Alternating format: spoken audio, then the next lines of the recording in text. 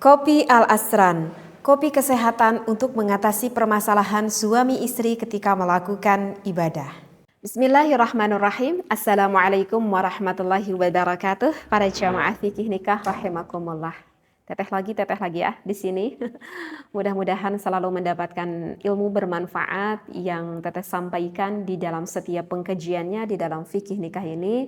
Tentunya ini adalah channel yang khusus diperuntukkan ilmunya bagi pasangan suami istri ya, yang cocok didengarkan oleh pasangan suami istri. Karena di sini banyak sekali ilmu yang bermanfaat untuk lebih menjaga keharmonisan kita di dalam rumah tangga dan tentunya sesuai dengan kaidah Islam. Nah, maka yang ingin Teteh bahas kali ini itu adalah bagaimana ya Teh ya, terkadang gitu, Teteh juga terkadang sering mendengar begitu ya. Ada pasangan suami istri yang mana ketika melakukan ibadah itu kan sudah Allah tentukan ini ada tempatnya loh begitu ya. Ini tempatnya wahai suami, ini tempat istrimu yang bisa kau garap kapanpun seperti itu. Entah dengan alasan apa, mungkin ini adalah alasan, kalau menurut saya itu adalah alasan nafsu birahi, seperti apa ya? Seperti kayak nafsu syaitan nih tiba-tibanya gitu. Karena rasa syahwat di dalam kitab Qurratul Uyun juga kan dikatakan bahwa rasa syahwat seorang istri kepada suaminya, begitu juga sebaliknya seorang suami kepada istrinya, itu berbeda dengan syahwat-syahwat yang lain. Kalau rasa syahwat ingin melakukan ibadah pasangan suami istri, itu maka akan membersihkan hati. Ya. Jadi kalau yang pernah dibaca di dalam kitab Qurratul Uyun, kalau ada rasa syahwat sekali lagi istri kepada suaminya, begitu juga suami kepada istrinya, itu adalah akan membersihkan hati. Dan kalau suami istri melakukan hal itu, maka itu akan menjadikan suatu ibadah. Dan jika menjadikan suatu ibadah, tentu jika ketika melakukannya penuh dengan keindahan, penuh dengan kepuasan, sehingga saling menanamkan dan akan lebih menambahkan rasa kasih sayang antara suami dan juga istri. Nah, tetapi bisa saja hal itu timbul yang harusnya menjadikan suatu ibadah, yang harusnya menjadikan membersihkan hati, tetapi dilandasi dengan rasa syahwat yang tidak dianjurkan oleh agama Islam, ya ujung-ujungnya itu bukan menjadi suatu ibadah.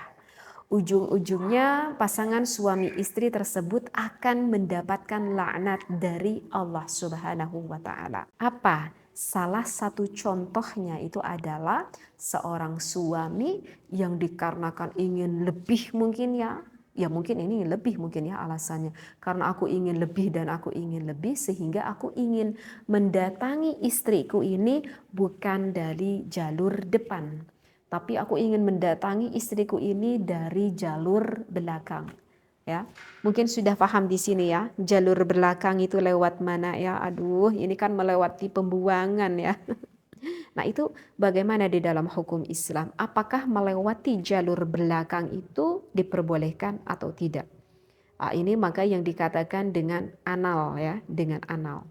Maka itu jelas dalam Islam hukumnya itu adalah diharamkan. Sudah jelas sekali. Hukumnya itu adalah diharamkan. Kalau misalkan yang melakukan ini adalah sosok suami dan juga istri, itu kalau di dalam kitab Isabur Rafiq dikatakan dengan istilah lutiyatus sughra. Artinya lutiyatus sughra itu adalah seperti dosa-dosa yang dilakukan pada kaum zaman Nabi Lut ya, yang melakukan, kan kalau zaman Nabi Lut itu kalau perempuan suka sama perempuan ya kan, kalau laki-laki suka sama laki-laki, maka ketika melakukan hal itu lewat mana? Ya lewat jalur belakang. Nauzubillahi min dzalik ya. Seperti itu. Nah, sedangkan kan ini yang dilakukannya oleh pasangan suami istri, sehingga ini dibahasakan dengan lutiyatus sughra. Jadi seperti melakukan dosa pada zaman kaum Nabi Lut, tetapi sughra, kecil.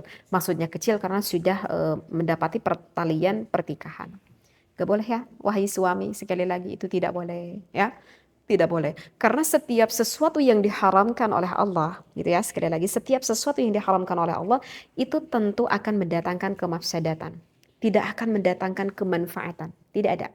Sekali lagi, sesuatu yang diharamkan itu akan mendatangkan kemafsadatan, akan mendapatkan kerusakan, tidak akan mendapatkan kemaslahatan. Ya. Nah, apa saja kemafsadatan yang kita dapat? Ya, salah satunya misalkan kalau kita berbicara dari segi medis gitu ya. Kalau kita berbicara dari segi medis itu tentu tidak akan mendapatkan kemaslahatan.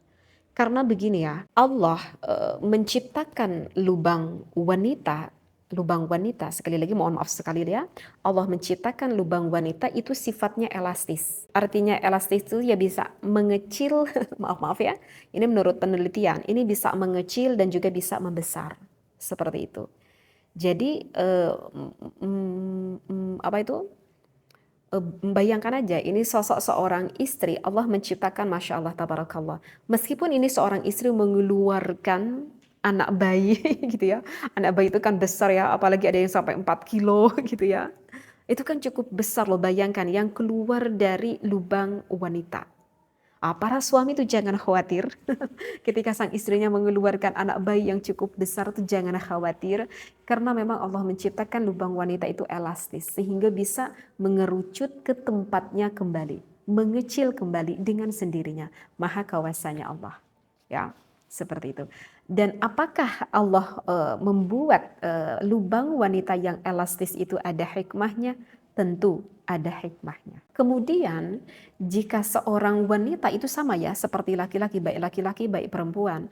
Seorang wanita yang jika sudah terangsang oleh sang suaminya, jika sudah terangsang, maka wanita tersebut di lubangnya itu akan mengeluarkan cairan.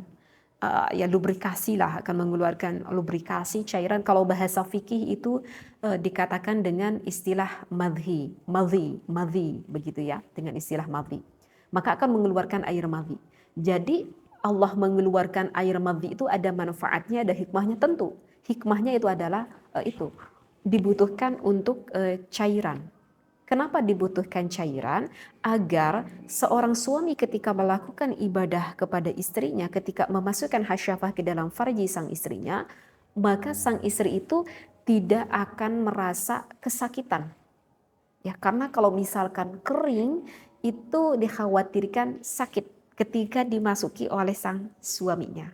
Tetapi kalau ada cairan, ada air madhi tersebut, maka ketika dimasuki itu tidak akan merasa sakit, merasa nyaman biasa-biasa aja. Nah, itu hikmahnya Allah mengapa ketika wanita terangsang itu mengeluarkan cairan ataupun lubrikasi. Berbeda dengan lubang belakang. Berbeda dengan lubang belakang. Meskipun sang istri ini sudah terangsang sekali, meskipun sekali lagi sang istri ini sudah terangsang sekali, tetap mengeluarkan cairan air madhi tersebut ya tidak lewat lubang belakang, tetap saja mengeluarkannya lewat lubang depan. Sedangkan sang suami memasukkan kepada sang istrinya lewat lubang mana? Lewat lubang belakang. Maka itu kira-kira sang istri akan mendapatkan kenyamanan atau tidak? Tentu sang istri itu tidak akan mendapatkan kenyamanan. Kenapa? Karena area lubang belakang itu tidak mengeluarkan cairan dan tetap akan kering meskipun sang istri itu sudah terangsang. Ya, seperti itu. Maka ya kasihan, nanti sang istrinya itu cenderung tidak nyaman, agak sedikit kesakitan. Tapi kata suaminya, enggak istriku enggak kesakitan. Istriku bisa menikmati kok. Bahkan aku udah biasa naudzubillahi min dzalik melakukan hal ini kepada istriku bisa menikmati kok. Misalkan jawabannya adalah seperti itu. Oke, kalau sang istri tidak merasa kesakitan, sang istri tidak merasa sang istri udah biasa melakukan hal itu, maka ingat, nanti ada hal-hal yang lain yang sangat membahayakan kepada tubuh baik seorang istrinya maupun terhadap seorang suaminya. Salah satunya di lubang itu kan terdapat kontinen sianinja. Jadi kontinen sianinja itu apa ya? Kalau biar paham itu seperti keran, Gini nih, kalau misalkan kita mau pipis, kalau misalkan kita mau mengeluarkan kotoran berat, itu kan kita punya kerannya. Kan kita bisa agak sedikit menahan kan. Aduh aku mau pipis nih. Kan gak langsung ujung-ujung keluar dengan sendirinya ya kan. Tetapi masih kita bisa tahan dengan keran tersebut. Ataupun kalau kita mau mengeluarkan kotoran berat, kita kan gak langsung ujuk-ujuk keluar. Tetapi masih kita bisa menahan ya kan. Dikarenakan ada kontinensianja itu. Ibaratkan seperti keran. Seperti itu. Nah, Kalau seorang suami melakukan hal itu kepada istrinya sering, ini bahasanya sering melakukan hal itu, maka nanti keran sang istrinya bisa apa ya? Bisa dol lah, ngerti gak sih bisa dol? Bisa dol gitu ya, bisa dol gitu. Jadi bisa rusak lah, istrinya bisa rusak. Sehingga kalau nanti sang istrinya mau mengeluarkan kotoran berat itu susah untuk menahannya. Kalau udah pengen ya keluar aja nanti bisa dengan sendirinya. Aduh gawat ini kalau udah begitu. Ya, karena gak ada kerannya. Kalau misalkan lagi di perjalanan bagaimana? Iya kan? Itu dikarenakan fungsi yang di belakangnya itu kerannya itu udah rusak. Udah dol lah istilahnya seperti itu. Nah, itu tidak mendatangkan suatu kemanfaatan, bukan? Bukankah itu adalah suatu kemafsadatan? Kenapa nih teh milik sang istri itu bisa dol, bisa rusak gitu ya? Ya itu tadi dikarenakan di lubang belakang itu meskipun sudah terangsang tidak akan mengeluarkan lubrikasi, tidak akan mengeluarkan cairan, tidak akan mengeluarkan madhi sehingga akhirnya menjadi rusak. Berbeda dengan yang wanita itu tempatnya kan dikarenakan Allah ciptakannya elastis dan juga ada cairan seperti itu. Jadi keelastisan yang lubang belakang dengan lubang depan itu berbeda sekali. Meskipun terlihat tampak sama ada lubangnya. Dan itu khawatirnya nanti seorang istri lama-lama itu akan sulit mengeluarkan BAB-nya. Gitu. Dan kalau misalkan semakin sering dilakukan, maka dikhawatirkan sang istrinya itu nanti punya penyakit ambeien. Ambeien. Apa tahu ambeien? Wasir. Ambeien itu. Nah, lantas kalau bagi seorang suaminya ada juga nggak ini hal yang bisa membuat mafsadat? Ada bagi seorang suaminya juga.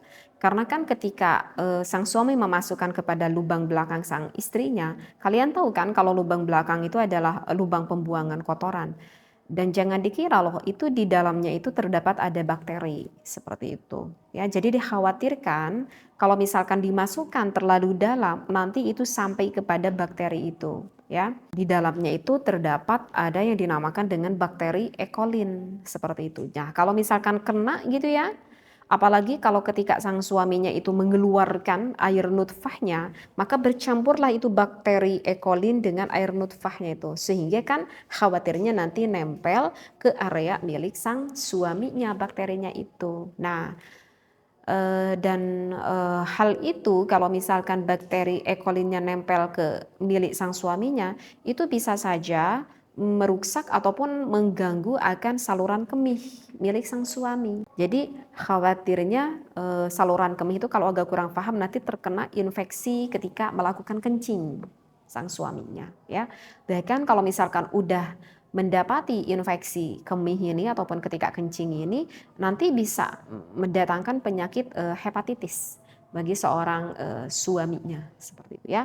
Maka sekali lagi itu tidak sesuatu yang diharamkan oleh Allah ya itu tidak akan mendatangkan kemaslahatan. Tentu itu akan mendatangkan kemafsadatan, akan mendatangkan kemadaratan bagi diri kita ya. Jadi udah Allah ciptakan seorang suami memasukilah pada lubang yang tepat yaitu lubang yang depan yang ada pada istri kamu seperti itu. Kenapa? Karena Allah menciptakan lubang depan milik sang istrinya itu sifatnya yang pertama adalah elastis, yang kedua ketika terangsang akan mengeluarkan lubrikasi atau mengeluarkan cairan. Meskipun bisa saja terjadi seorang perempuan itu sulit untuk lubrikasi. Ada banyak.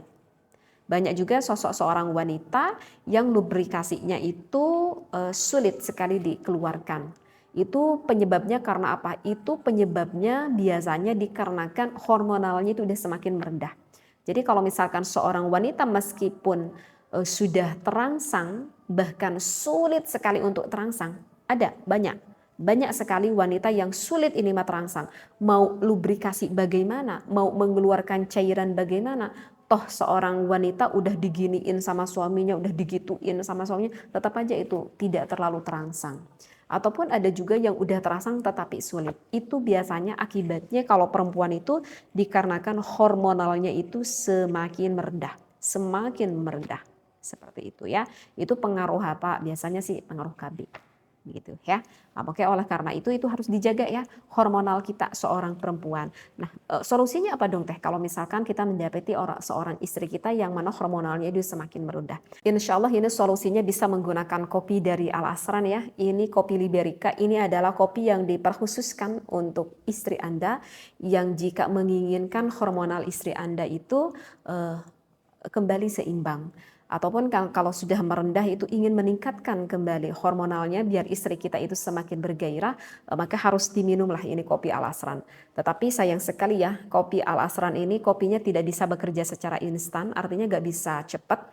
Jadi cepat lambatnya itu tergantung usia dan kesehatan kita masing-masing kopi dari kami. Kenapa?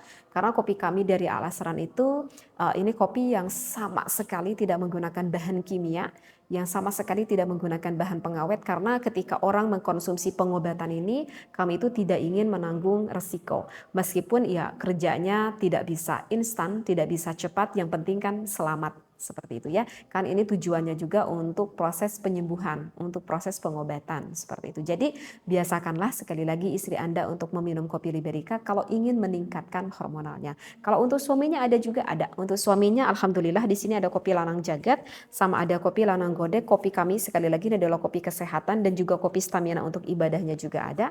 Jadi kopi kesehatan untuk menyembuhkan atau mengobati permasalahan suami dan juga permasalahan istri ketika melakukan ibadah, seperti yang keluarnya encer, yang cepat keluar gitu ya, yang susah bangun ataupun kurang stamina, kurang gairah. Insya Allah solusinya ada di Lanang Jagat sama di Lanang Godek. Sekali lagi tanpa kimia dan tanpa pengawet, aman, tidak ada efek samping apapun di dalam tubuh kita ya.